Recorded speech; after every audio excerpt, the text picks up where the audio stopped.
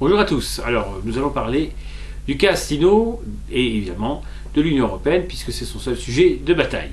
Alors, une thématique spécifique, la question de l'immigration. Parce que les partisans d'Asselineau et des souverainistes en général sur les réseaux sociaux nous expliquent que l'immigration est due essentiellement à l'Union européenne. Je vais expliquer pourquoi c'est faux. D'abord, l'immigration de laquelle on parle. On parle de l'immigration post-coloniale, c'est-à-dire l'immigration des pays dits du tiers-monde. On ne parle pas des flux migratoires intra-européens qui, à mes yeux, ne posent aucun problème. Dans cette affaire, l'immigration est venue d'où? Elle est venue d'abord du colonialisme, d'une certaine manière. La France, et le Royaume-Uni notamment, avaient entretenu donc, des colonies en Afrique et en Indochine dans le cas de la France. Et évidemment qu'il y avait des populations issues de l'ancien empire colonial qui régulièrement venaient en France, sans néanmoins s'y installer. À partir de 1946, se pose la question de l'immigration de travail et donc de l'implantation définitive ou temporaire de populations issues d'autres civilisations que celles de la civilisation européenne.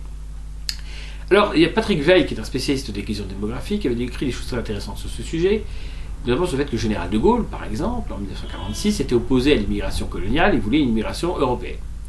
Et évidemment, il n'a pas été écouté. L'immigration, donc en France, commence en 1946, elle ne va plus cesser. En 1946, il n'y a pas de CE, il n'y a encore moins d'Union européenne. Bon. Donc, on ne peut pas l'accuser d'avoir engagé le phénomène. L'Allemagne, en 1963, va signer un accord avec la Turquie pour l'immigration de travail. Là encore, ce n'est pas la CE ou l'Union européenne qui l'y contraint.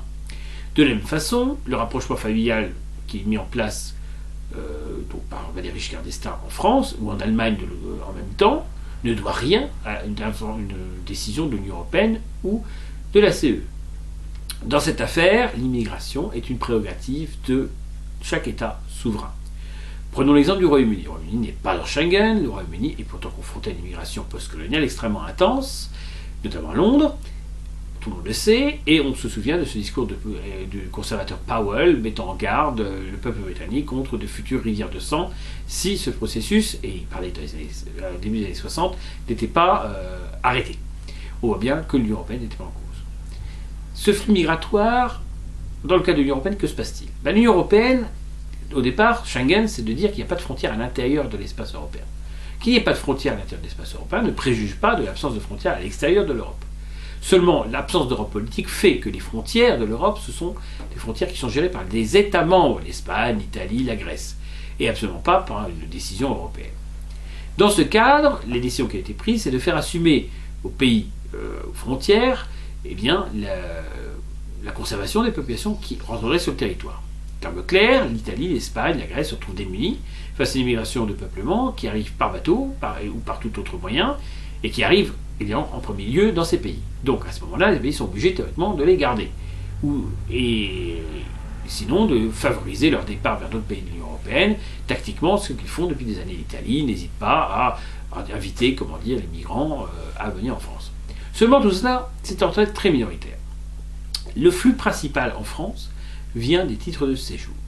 L'État français délivre des centaines de milliers de titres de séjour chaque année, pour des populations notamment issues de l'ancien empire colonial, dans lequel il y a une certaine forme de complaisance. Ces gens arrivent donc en France légalement. Sauf qu'au bout d'un certain temps, le permis de séjour ayant atteint son terme, ils ne repartent pas.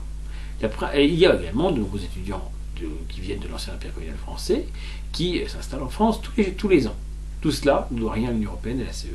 Que l'Union européenne ne nous préserve pas, ne nous protège pas aujourd'hui contre les flux migratoires, c'est une évidence. Mais elle ne le fait pas parce que les États membres d'Europe occidentale ne le souhaitent tout simplement pas. Car si la France, l'Allemagne, la Belgique, les Pays-Bas et les autres pays de l'Union européenne commençaient à dire qu'ils voulaient fermer la porte, bien l'Union européenne fermerait la porte, il faut être très clair là-dessus. La ligne de l'Union européenne, c'est la ligne majoritaire des États de l'Union européenne, et donc des gouvernements. Macron et Merkel sont favorables à cette immigration. Donc il n'y a pas de raison d'en accuser l'Union européenne. Il n'y a pas de raison de dire que c'est Juncker, qui lui aussi d'ailleurs partage les mêmes convictions que ces gens-là, qui en est le fauteur de troubles, qui en est la cause principale.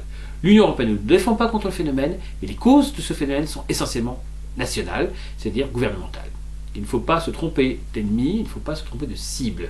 Alors, bien évidemment, l'Union européenne actuelle n'est pas la solution, et personne parmi les vrais défenseurs de l'Europe ne prétend que l'Union européenne actuelle l'est. Mais il ne faut pas l'en accuser de n'importe quoi et de tout, et son contraire.